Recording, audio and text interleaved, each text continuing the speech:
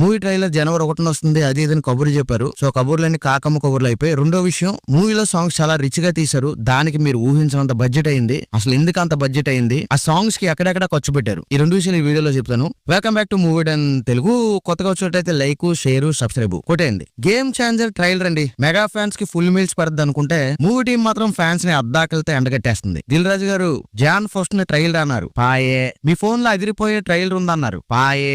కొత్త సంవత్సరంతో కొత్త ట్రైలర్ వస్తుంది అన్నారు, ఎక్కడ సార్? పిల్లలందరూ 1000 కళ్ళతో కాకపోయినా వాళ్ళకున్న 2 కళ్ళతో కళ్ళు కాయలు కాచేలా వెయిట్ చేస్తున్నారు. ట్రైలర్ ఎక్కడ సార్? చరణ్ బాబు ట్రైలర్ జాన్ ఫస్ట్ కి రిలీజ్ చేస్తామని చెప్పి ఆశ పెట్టి లాస్ట్ కి ఆంబూంబుష్ చేశారు. మాట తప్పకూడదు, మడం తిప్పకూడదు. ఏంటి సార్ ఇది? అసలు చరణ్ కట్అవుట్ ఈవెంట్ లో దిల్ రాజు గారు ఏం చెప్పారు? ఈ రోజు ట్రైలర్ సినిమా రేంజ్ ని డిసైడ్ చేస్తుంది అన్నారా లేదా? ఆ రేంజ్ లో మీకు ట్రైలర్ ఇవ్వడానికి రెడీ అయ్యాం అన్నారు, అవునా కాదా? కొత్త సంవత్సరం జాన్ ఫస్ట్ రోజు మీరు ట్రైలర్ చూస్తారు అన్నారా కాదా? బాలేదు సార్, అసలు ఇదేం బాలేదు. సరే ఇదంతా పక్కన పెడితే అసలు ట్రైలర్ అనేది ఎందుకంత